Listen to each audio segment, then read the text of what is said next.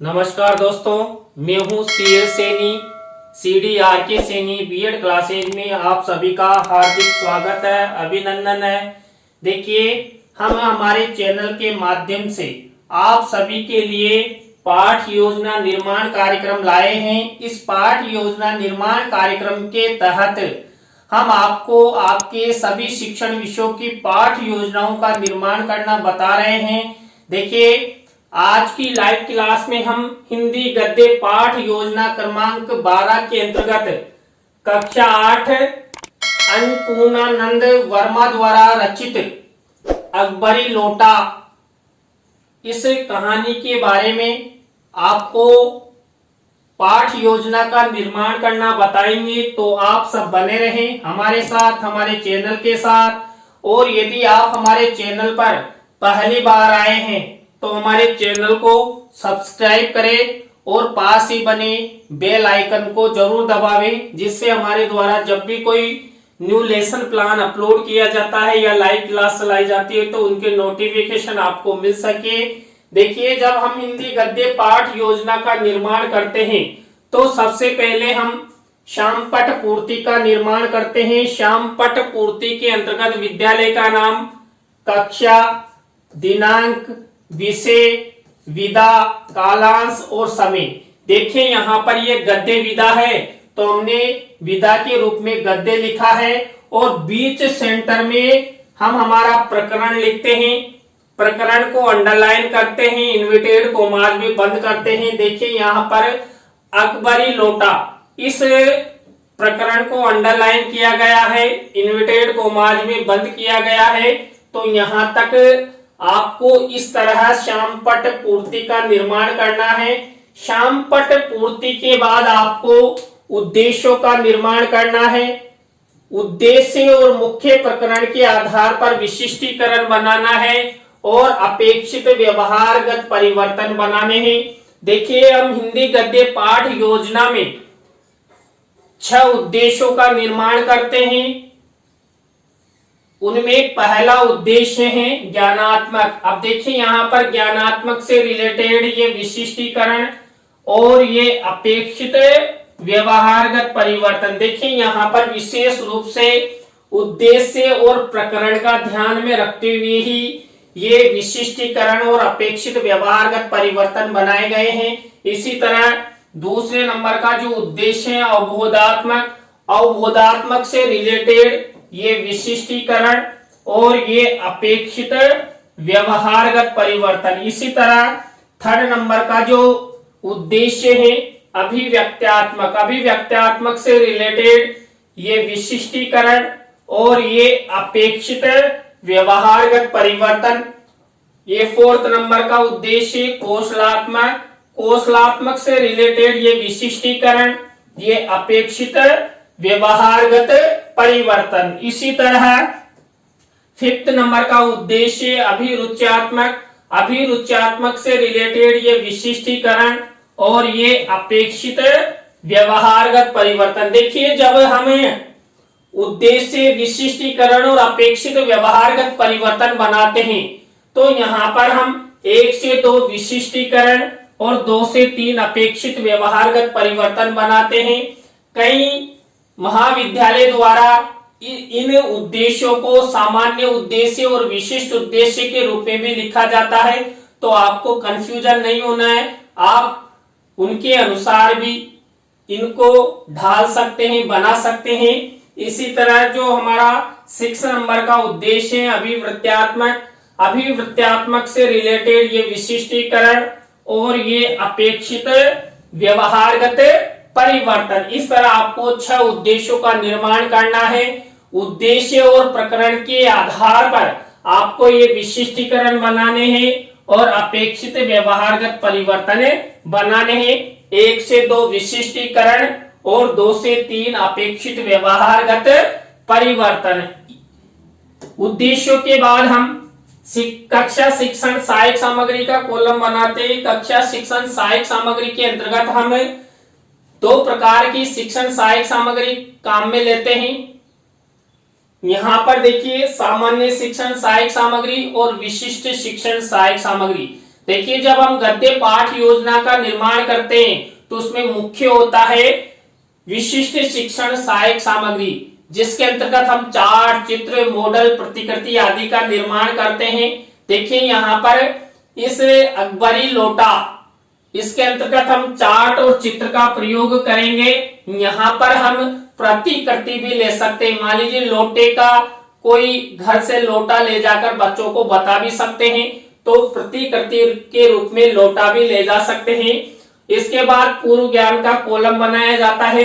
छात्र श्री अन्नपूर्णानंद वर्मा द्वारा रचित अकबरी लोटा कहानी के बारे में सामान्य जानकारी रखते हैं। तो यहाँ तक ये उद्देश्यों का निर्माण और कक्षा, शिक्षण सहायक सामग्री और पूर्व ज्ञान तक का कॉलम आपको बनाना है।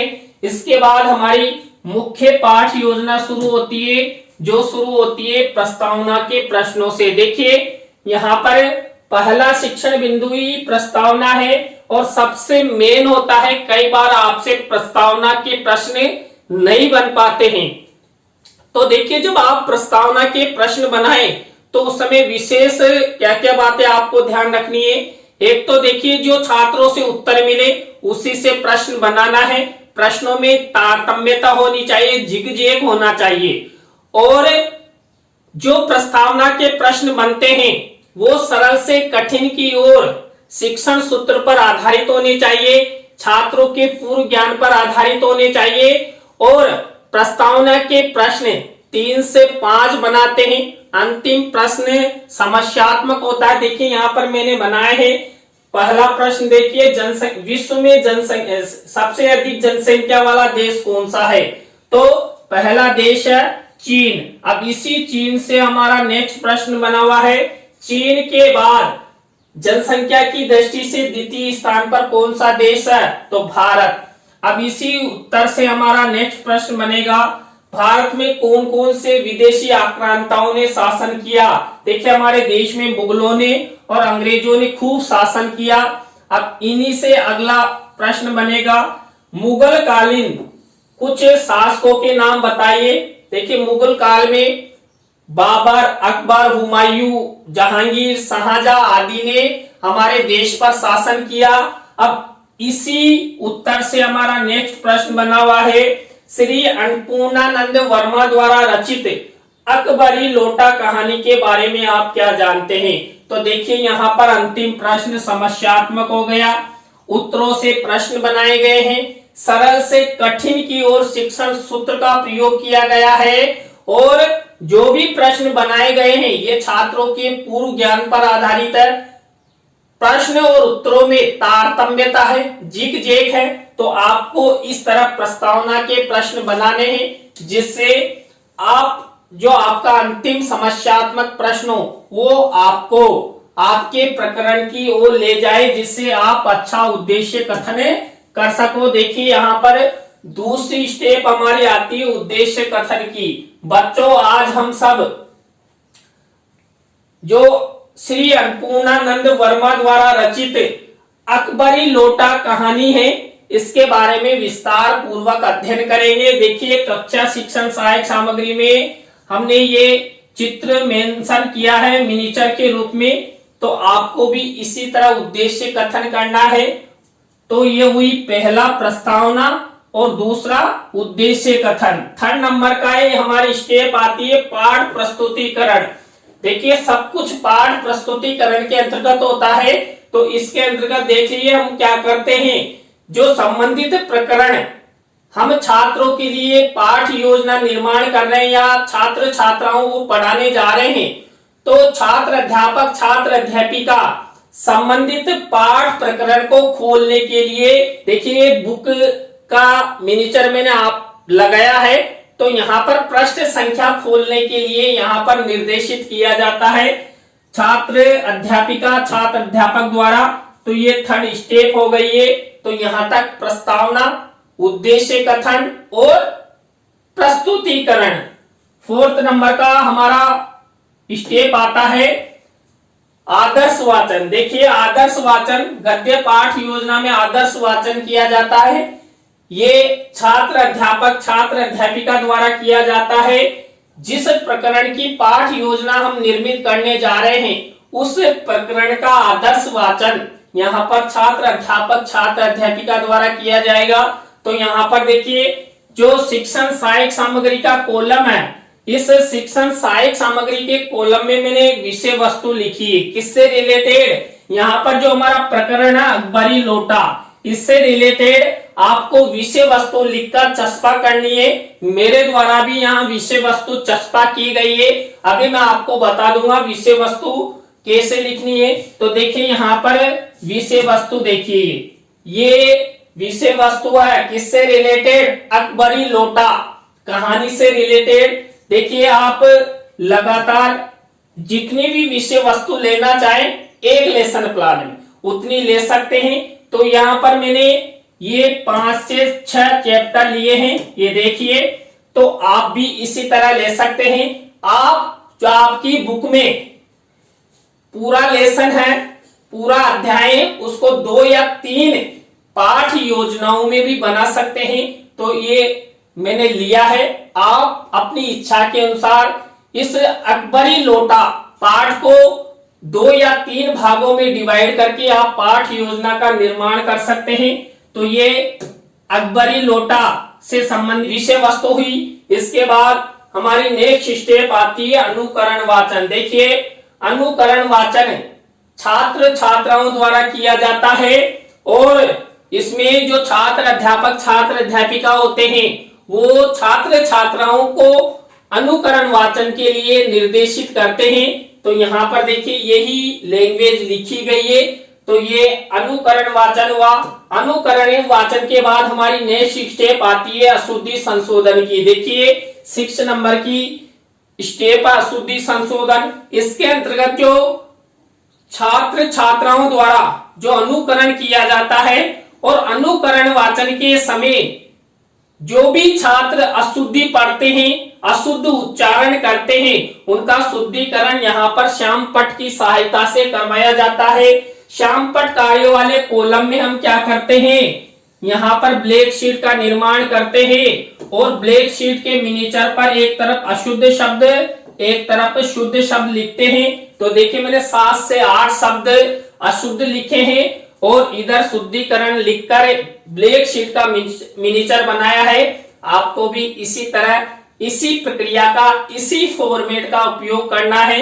तो ये स्टेप हुई हमारी अशुद्धि संशोधन से रिलेटेड। अशुद्धि संशोधन के बाद हमारी नेक्स्ट स्टेप आती है काठिन्य निवारण। देखिए काठिन्य निवारण के अंतर्गत जो हमने हमारी विषय वस्तु लिए अकबरी लोटा से रिलेटेड जितनी भी विषय वस्तु लिए उसमें से जो कोई कठिन शब्द हैं या ऐसे कई शब्द हैं जिनको हम व्याकरणिक दृष्टि से छात्र छात्राओं को अच्छी तरह समझा सकते हैं, तो ऐसे 7 से 8 शब्द लेते हैं। शब्द के बाद उनका अर्थ लिखते हैं, कौन सी विधि परिविधि से आप समझाएंगे और उनका प्रयोग देखिए यहाँ पर ब्लैक शीट का यूज करते हुए सिल्वर कलर के पेन से लिखकर इस तरह का फॉर्मेट बनाया जाता है।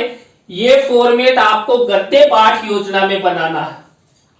जब आप पद्य पाठ योजनाएं बनाते हैं तो वहां पर केवल शब्द और अर्थ का फॉर्मेट ही रह जाता है। तो ये हमारी काठिन्य निवारण से रिलेटेड स्टेप हुई। आप अच्छी तरह इसे तैयार करें, सबसे महत्वपूर्ण होती है। कई बार भूल जाते, गद्य पद्य में अंतर नहीं कर पाते।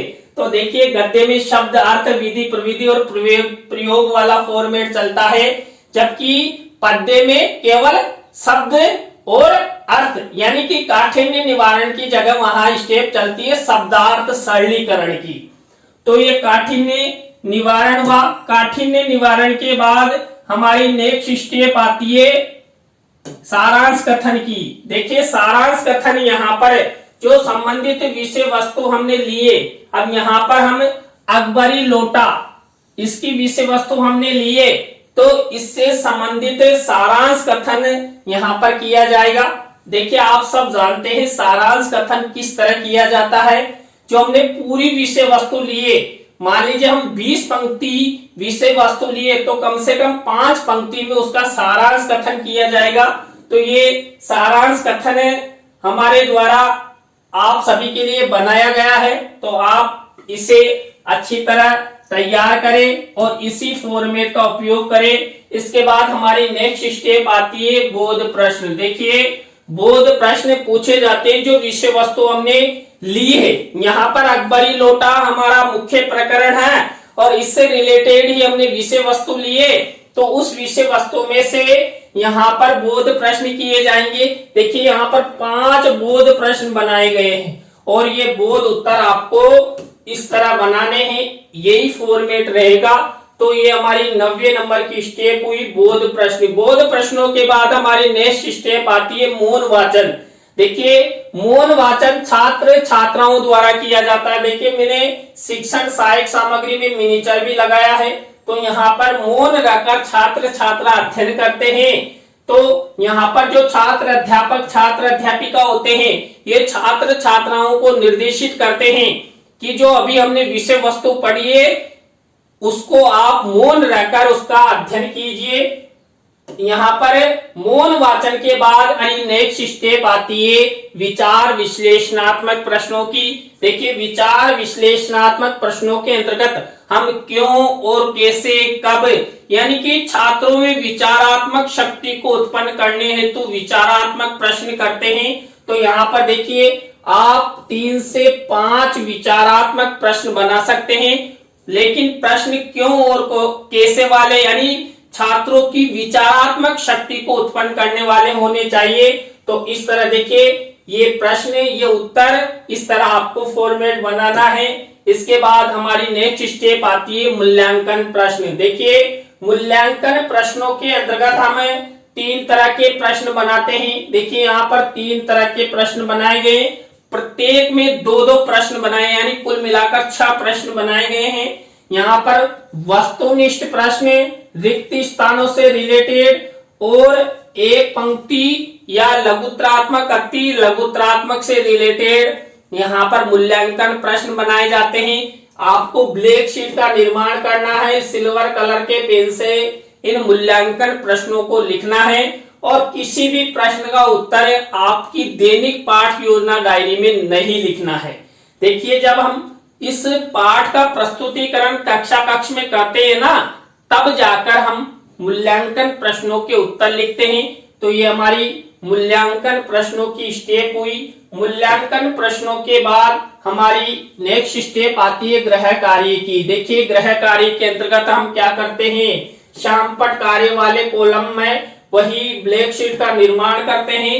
सिल्वर कलर के पेन से 1 या 2 निबंधात्मक प्रश्न छात्र छात्राओं को होमवर्क के लिए देते हैं। तो देखिए आपको ये गृह कार्य का फॉर्मेट इस तरह बनाना है। तो देखिए आज की क्लास में हमने हिंदी गद्य पाठ योजना क्रमांक 12 के अंतर्गत अकबरी लोटा इस पाठ योजना का निर्माण करना आपको बताया। आज की क्लास आपको कैसी लगी कमेंट्स में हमें जरूर बताएं। अच्छी लगी हो तो लाइक करें, कमेंट्स करें और शेयर जरूर करें दोस्तों। और आप भी चाहते हैं कि सर द्वारा हमारे लिए पाठ योजनाएं निर्मित की जाए, तो आप हमारे व्हाट्सएप नंबर पर कक्षा टॉपिक हमें सेंड कर सकते हैं और अंडर 10 डेज में आपकी पाठ योजना हमारे द्वारा अपलोड कर दी जाएगी। और यदि आप चाहते हैं कि हमें लेसन प्लान की पीडीएफ या पीपीटी मिले, तो आप हमें पेड पेमेंट करें, आप उनकी पीडीएफ या पीपीटी प्राप्त कर सकते हैं। इसी तरह नई पाठ योजना के साथ हम आपसे फिर मिलेंगे CDRK सैनी बीएड क्लासेज में। जय हिंद, जय भारत, राम राम साहब।